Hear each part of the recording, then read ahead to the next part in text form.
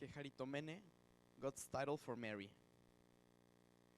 The most important announcement in our whole history, in our salvation, was when an angel came to an untouched maiden and told her, Haire Keharitomene.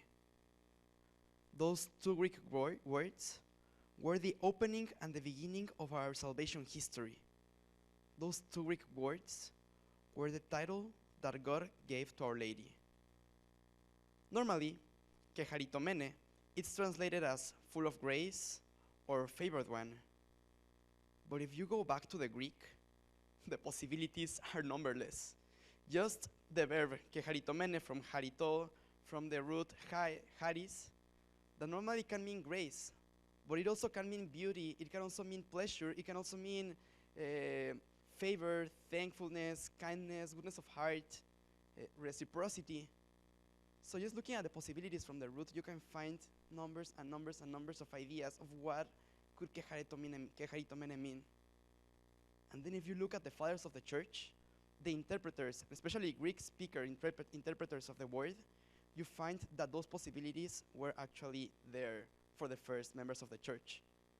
Some of them, for example, found a relationship between the verb harito, the verb here in keharitomene, and the second part where it appears in the New Testament in St. Paul, in Ephesians 1:6, where St. Paul uses harito, the verb, as refers to the fact of salvation.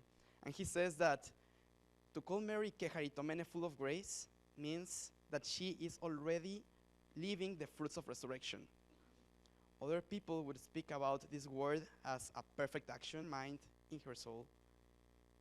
There are other possibilities. Normally we take it as a passive verb, but also it can be a middle, circumstantial to haire. That means hail or rejoice, among other possibilities.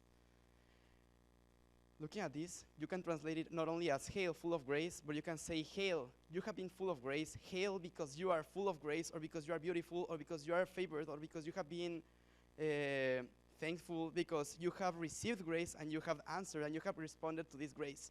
So my capstone is an exploration through all these possibilities in this Greek word, and to look at what are the broader ideas that are enclosed in this word. And it's also the only capstone, I think, that ends with a prayer.